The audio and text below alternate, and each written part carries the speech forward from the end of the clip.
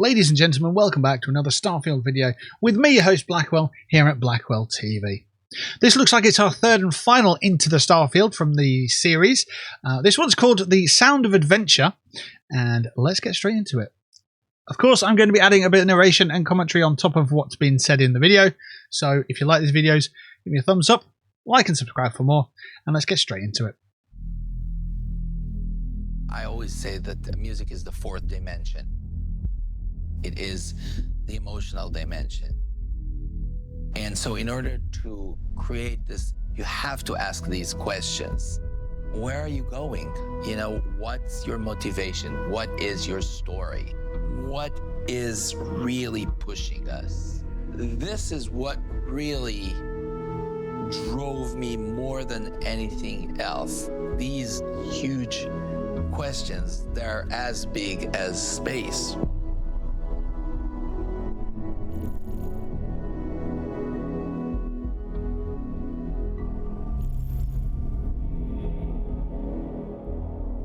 The Sound of Adventure. Everything I've worked on at this studio, the music started very early on, as early as the concept art for the game from when I began here in 2005. At that time, Oblivion was already well underway, but as we went on to Fallout 3 after that, that was one of the first things I worked on music-wise was the main theme, and that's always been the case, where the main theme sets the tone for everything else we do in the game. And there's time throughout the entire project for that to evolve. That's true, and I remember like during the Fallout 4 visit, which was actually in 2012, I was wandering through the corridors and I basically stumbled into the artist's room. And it was the first time I actually saw them do what they're doing. I was captivated. I was like, wow, I mean, this is really what it is all about. And I felt so inspired and motivated basically to go back and, you know, to do the same thing with the palette of music. What sort of intrigues me there is that the composer didn't see the work until he'd already started it. So they'd started creating their own audio and main theme and score and so on before seeing the graphics and the ideas come to life. So it's really interesting to know that the content that you're making alongside a game isn't going to be inspired visually by the game because both assets are being built up at the same time. So that's quite interesting. Also, it's interesting to note that the people speaking here are inspired by Oblivion onwards, you know? It's obviously the people who made Oblivion were inspired by the previous RPGs and so on. So they obviously added their touch to Oblivion, Fallout 3 and so on. And it's interesting to see the people who were inspired by those games now being brought in and being able to sort of, that's their inspirations. The inspirations that help them create new Bethesda content is Bethesda content, whereas the original Bethesda content was inspired by content that, you know, was maybe made elsewhere. The biggest challenge is actually creating the signature. I relax a lot once we feel good about the main theme, because the rest is going to, it'll be work and iteration, but it's going to write itself. The way I looked at Starfield always is what I called the sanctified triplet, which is everything is streaming, right? Everything is changing and everything is returning back. Ta-da, ta-da, here's your development, and then ta-da, and back. So basically it presents itself, it develops, it goes back. The circular. Is exactly some sort of like a circular journey. You go out, you adventure, discover, return. Yes, there's always the strive to go back home. So for that, he's not just speaking about like going out on a quest, completing your adventure, coming back. He's talking about the music of it. Obviously, like you'd call it a round in music. So you go out, you have a key change, you know, you develop whatever your idea is, and then you come back to the beginning. And the reason for that is so if for example, you've got a player in a game, you can stand still and the music won't expire. You can go on an adventure and it will be, tethered to the character, and if you get beyond a certain part, the score will develop, and it needs to be so sort of fluid for that. It's a real art form, making video game music, because you're not just doing it like you would like a pop song where you've got, verse, chorus, bridge, chorus. You have to have it so it's open-ended, or it can be, or it transitions into other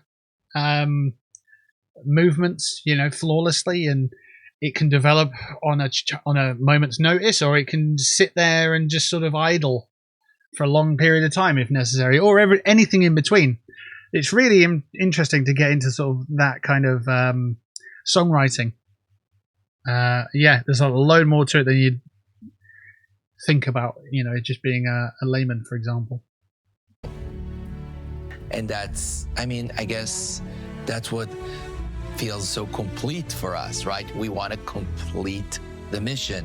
We want to complete our journey. We will find something, we will discover something, we'll take it with us, and we will go back home with it.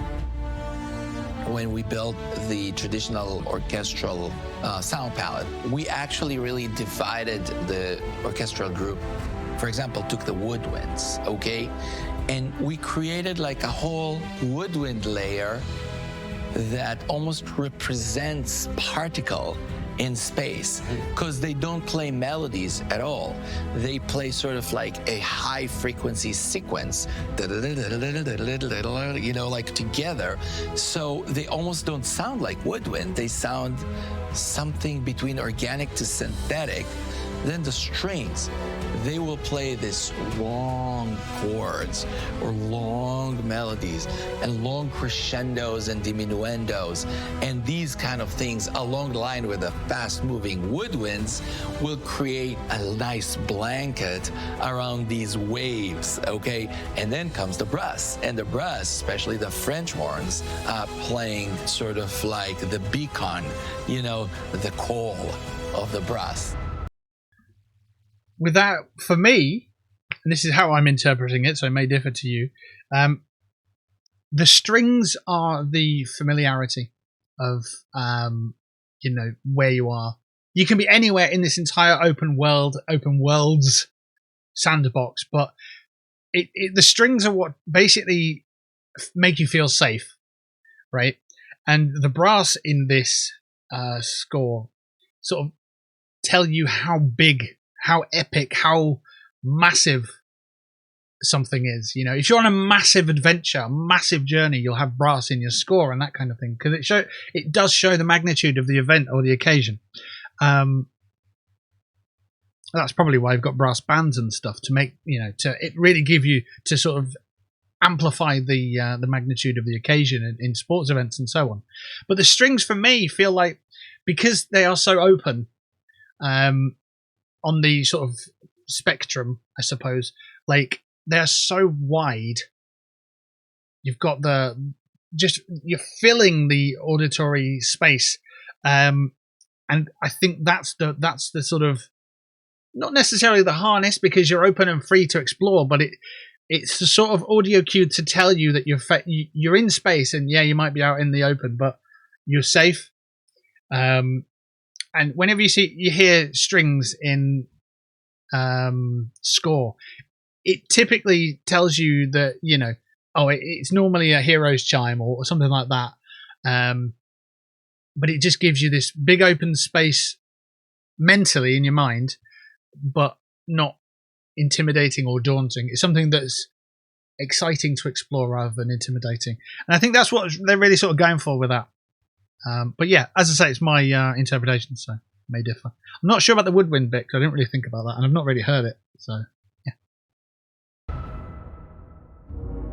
Those instrument groups as well. A lot of times when you are looking at that whole main theme, I'm kind of salivating thinking about what can I do with that on the sound design side, not just to weave the main theme into different key points in the game, leveling up, discovering new places.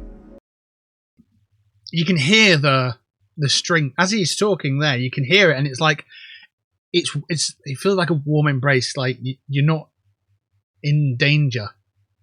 Yeah, if you just go back a few moments, you can hear it and you sort of think, oh yeah, I feel welcome, I feel safe, I feel like this is an environment that I'm supposed to be in. With that on the sound design side, not just to weave the main theme into different key points in the game, leveling up.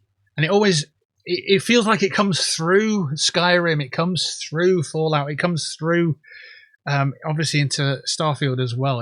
That's one of the themes, isn't it? It's you are on the epic adventure, but you are safe as you go. Up discovering new places. Could we use that as straight up sound design to take those woodwind tremolos and just let's slow them way down, let's reverse them. I'll take any of that music and turn it into ambience somewhere. The music is like the companion. It's the companion to the player in the single player game. We don't have control over how the player chooses to experience the game. Our sense of scale had to be totally readjusted in making a game on a planetary surface as we've always done before, and now where you have these very vast distances against this black starry background. It is a blank canvas and a massive playground, and all the pieces are there for you to write your own story. Whether you jump right in and you wish to follow the main quest, the main story, and go to the obvious one point leads to another, leads to another. The music has a funny way of playing the right chord change at the right time, and a lot of that just happens at random. You look over the valley at just the right moment, and that just happens to be when this one chord change happens, and there are times like that that feel scripted, and they're not. And I like that each player has that experience for themselves personally. I believe that the game is a whole experience, and music is part of the whole experience. I believe that the best music in a game is a music that you don't hear, music that you feel. This is something that is bigger than us. I mean, so many people worked on this game. And so my wish is that specifically the music will be present in a way that is going to magnify the entire experience.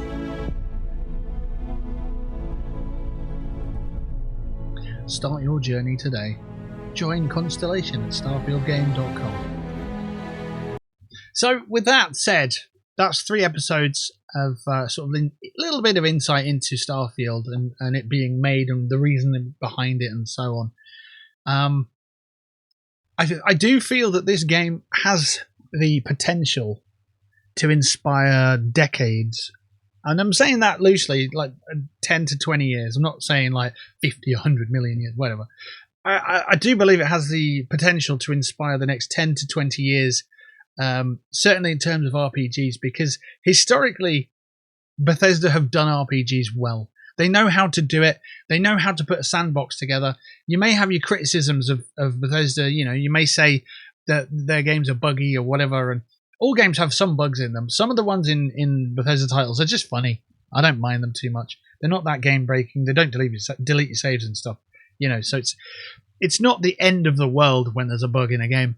But what they do well is sandbox titles, and they know how to build a playground and then put quests in there. Side quests mainly. Let's face it, RPG games, they're mainly based on side quests, and you do the main quest to finish off the game before you move on to the next one, or you move on to your next playthrough of the same game.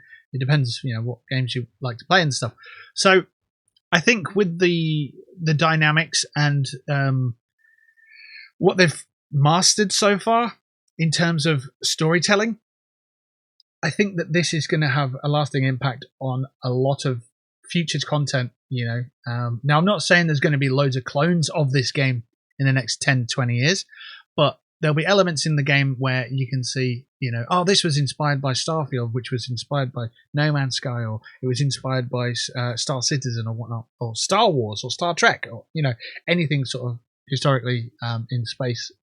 But I think this game is going to it's going to stand in a position in the market where it knows what it is, or the developer or the customer or the consumer, they know what the product is. They know it's going to be a space RPG. Boom. That's what it is. And I think that's what the space genre is missing. Like, you've got Star Citizen. You don't really know the identity of that game. You know, it's not cemented. It's not, this is exactly what it is. You've got No Man's Sky. Again, it's not precise in what it is. It's a space-based game, yeah, but what is it? Is it an RPG? Is it a resource farming game? What is it? Is it a co-op title? And a lot of games so far have tried the space title, and it's and great, because we're heading into it, certainly heading into an era of exploration, you know, in terms of space and so on. So Starfield coming along, knowing precisely what it is as a solo player or a single player experience RPG grounded in science. Boom, that's what it is. I think it'll do very well for what it is, and I think it'll inspire a lot of games to sort of follow suit rather than stay sort of airy in the genre and think, well, do we do this? Do we do that? Are we this? Are we that? Are we a space exploration game, or are we a resource crafting and management game, or are we an RPG, you know, with space being a mini game and that sort of thing? So yeah, it'll be super exciting, and obviously the multiplayer, moving that out of the driver's seat for Bethesda titles, something that a lot of people are going to be interested in and happy with. A lot of people obviously said that Fallout 76 wasn't great, but that was an idea, wasn't it? It was always an idea of what would Fallout be like with multiple players. And then they tried it, and well, ambition is what ambition does. So it is what it is, and it will be what it will be. I think, just personal experience here, Fallout 76 has actually become a solid game. So if you haven't tried that one, you've got a little bit of time before Starfield completely absorbs your life. Anyway, that's me. Thank you so much for watching these videos. It's not something that I'd normally put out, but I'm happy to do so, and I do want to put out more opinion pieces and sort of getting into the lore and getting really into the games that we are playing, and learn more about them and find more information on it for you. So if you do like these videos, by all means give me a thumbs up, like and subscribe for more, and I will catch you on the next one.